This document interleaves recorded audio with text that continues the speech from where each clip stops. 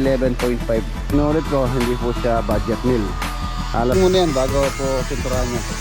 Para ganun din dito sa exterior. Then sa exterior, ay sa interior.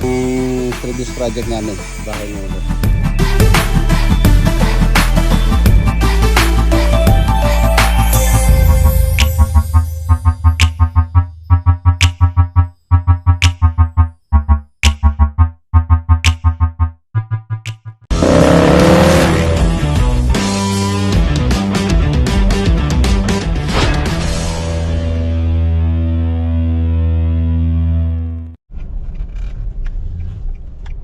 Good morning. Ayan na mga boss, Saturday. Nandito po tayo sa Angat, Bulacan project update po tayo dito. Silipin natin yung tiny house na ginagawa po namin rito. Ayan.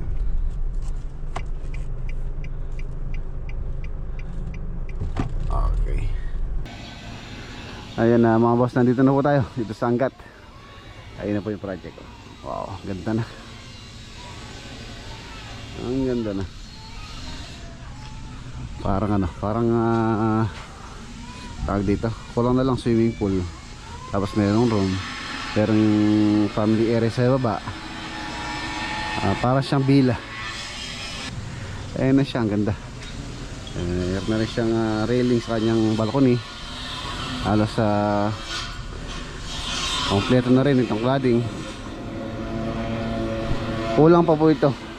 Ang kabuuan nito, darating daw ngayon yung order ko sa Wilcon. Baka by Monday na natin madadala yung ibang ganitong materyales. Ayan, inuulit ko, hindi po budget meal itong project namin. Kung yung po mga nagtatanong na mas mura po ba siya kaysa sa concrete, so ang sagot ko, halos parehas lang po, halos same lang. Ang ginamit po kasi namin dito sa project na to, hindi po basta-bastang materyales. Tulad ng mga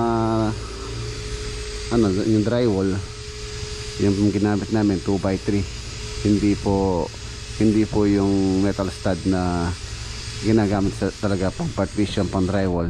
Yun po medyo more lang yun. Compare dito sa ginamit namin is 2x3 na tubular, which is mas mahal kesa sa sa metal stud or metal track na ginagamit sa drywall. So yung pong nito structure, halos metal frame po siya with cladding ng combination ng gypsum board sa interior, tapos sa tang and groove na Pisum board sa labas, which is yun po yung mahal. Biruin nyo yung isang peraso nyan, 660 isa. Ayan, 660. Kung Pisum board ang ginamit namin dyan, mas mura. Yung Pisum board halos naglalaro lang sa 400 isang peraso. Ang sukat nun 4x8. So kung susumahin, halos konti lang magagamit dyan. Pero yan, biruin nyo isang peraso, 20 by 3 meters lang, 660 isa. Tapos yung ginamit namin sa sahig ng second floor, C-channel bar na 8mm. Ayan, tsaka dito sa ano niya, balcony. Tapos 2x6 na 2.0. Ayan, ganun din sa taas, 2x4 yung framing niya pala dito sa may harapan, 2x4. Ayan, para matibay. Hindi po kasi basta-basta to, lalo na yung location nito is open space. Kailangan matatag po ito. Kailangan matatag siya sa malakas na hangin or bagyo. Ayan, pinaghahandaan po namin yun. Hindi pwedeng gumamit tayo ng medyo mahinang materials dyan. So pagka sinapol ng malakas na bagyo yan, for sure lipad dyan. Kaya sinigurado na po namin na naka-ready siya sa mga darating na weather. And tapos itong CR nya, ayan po CR nya, siya CSB. Gawa na yung CR na yan is tatiles po namin yan from floor to ceiling. Kaya yan, yan konkreto. Tapos yung ceiling nito PVC panel, ganoon din sa taas. Ito na rin pala yung tiles na napili nila owner. 20 by 1 meter na woodlock. Woodlock siya na gray. Tiles po dito to, tsaka sa taas. So yung hindi pa nabibili yung tiles dito, tsaka dyan sa balcony, tsaka yung PVC.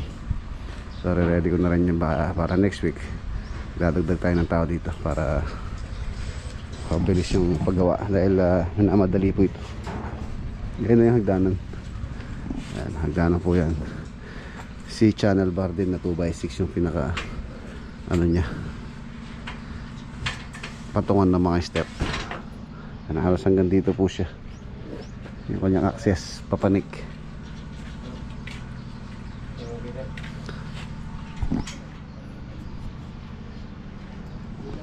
Ganda. Panik tayo sa taas.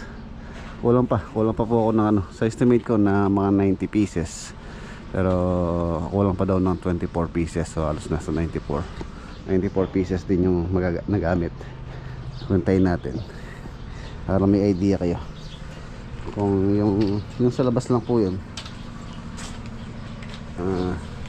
94 times 660. Ayan. Yung palang pangklading dito, masos na tayo ng 62,040. Yan, wala pa po yung ano doon, mga screw, tapos yung waterproofing pan, pipintahan pa, tapos yung transportation pa ng balik-balik sa hardware o sa bilihan. And then yung po mga materials din dito, inangkat ko pa po yan from Pampanga to dito sa Bulacan. Dito po kasi sa Bulacan wala pong mabili dito sa area na to, dito ng ganyan na materials. Yung 4x4 na poste, yung C-channel bar, yung 2x6, wala po rito. Inangkat ko po yun galing po sa amin sa Pampanga.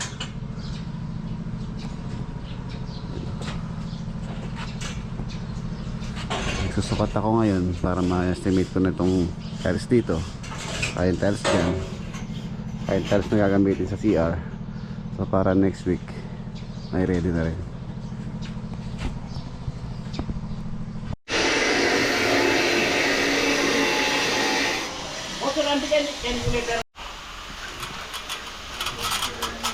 Panik tayo.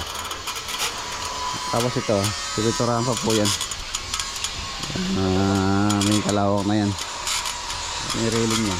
Ayun po mga access. So baka pagbalik natin next week meron na yan. Meron ng hagdanan. Aya! Yun. So dito sa taas mabasa na po ito. Kwarto. Isang siguro kahit queen size bed kasya rito.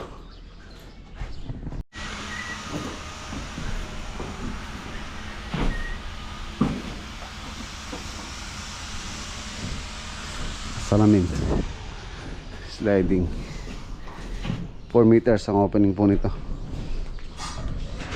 5 meters yung kanyang lapad dito, tapos 4 meters po dito, as 1 meter yung kanyang pinakabalcony. Sa metro to, tapos nakadrop po siya ng 2 inches, drop siya ng 2 inches. Ayan, ganda.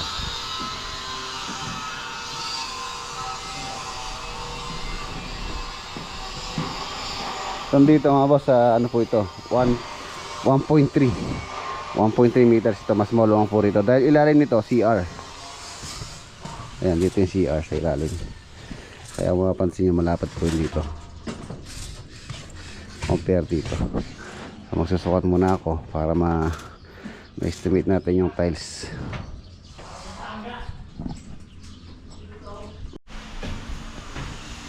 Ito po yung sinasabi ko, 2x3 ang wall ano niya, wall partition niya, 2x3, tapos gypsum board dito sa loob, and then yung sa labas ito yung tongue and groove. Ayan. Tapos waterproofing, dala ko na rin pala yung waterproofing materials na gagamitin dito. So waterproofing po yung exterior tulad ng project sa Lubao, ganun din po gagamitin namin dito.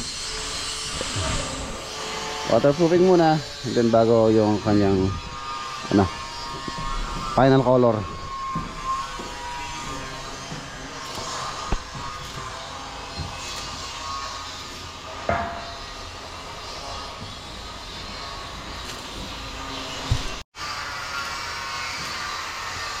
Ayan, ganda nito. Ganda niya. Tapos pipinturahan po ng ano to, woodlock. Woodlock. Nasa 11.5 square meter. Tsaka pala yung landing. So nasa 12 square meter. So 20 tsaka 12. Alas na gano'n po siya. 20 and then 12. Magkano ba yun? 20, 12, 32 square meter. Itong taas 32 square meter. Tapos sa baba rin halos gano'n din po yun. So nasa 64 square meter total floor area siya. 32 tsaka 32 64 square meter. So inulit ko, hindi po siya budget meal. Halos naglalaro din po siya sa standard finish. Kung kukwentahin mo siya, standard finish nasa 25 to 30,000 po ang presyo ngayon dito sa atin sa Pilipinas, conforme sa location ng project. Yan. So kung 64 square meter is siya total floor area, so multiply natin, sabihin lang natin 25. Magkano ba? 25. Tingnan natin kung magkano pinakamababa sa standard.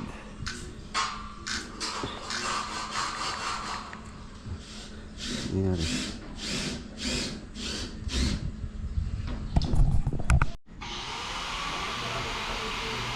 64.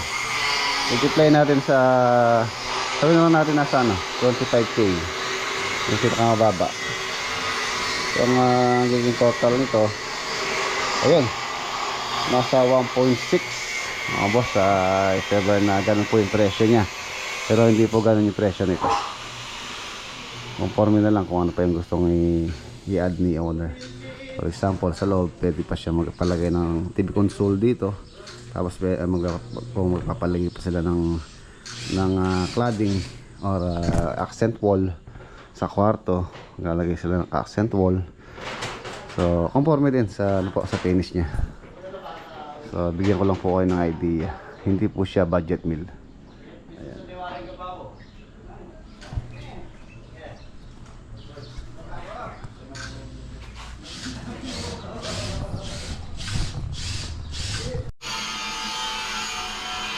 Ayan, ito po yung CR niya.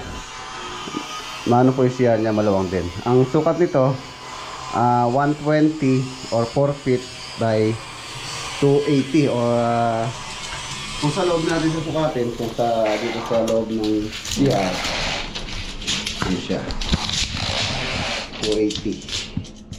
Ayan, 280 po siya, 280. Pero kung labas, dahil nga meron siyang CHB 4 inches, nasa 3 meters po labas.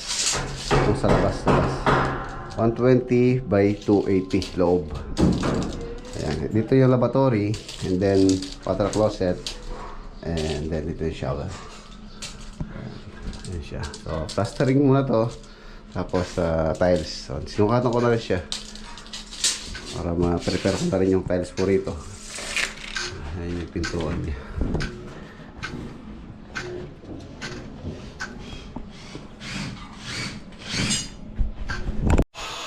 So ayan mga boss, let's go. Ang ganda. Dadaan po tayo ngayon sa San Fernando project. Silipin ko lang po kung okay na, dahil schedule na natin yung for turnover San Fernando project. Tama ko pala si Rian. Pasyal po siya.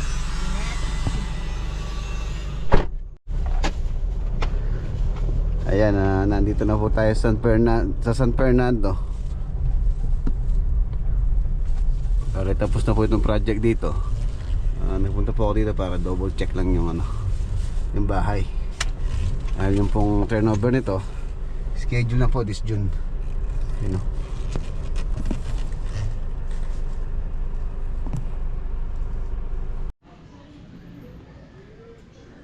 Ayan na mga boss, di pa po nalipat ang poste. Bale by Monday daw ililipat ang kontador. So, ito po yung naging problema dito. Ito yung nagtagal. Yan siya, oh. Tapos na.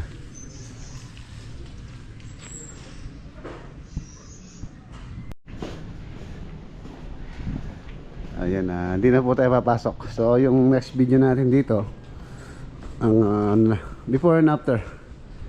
So, ayan, ito po yung sa gilid. So lamok or langaw na makakapasok dyan kasi narado tong screen na yan. So ayan, okay naman na. So ready for turnover na to. Yun na yung mga susi kay Bunso. Okay. Ayan, mga boss, okay. Uwi na tayo.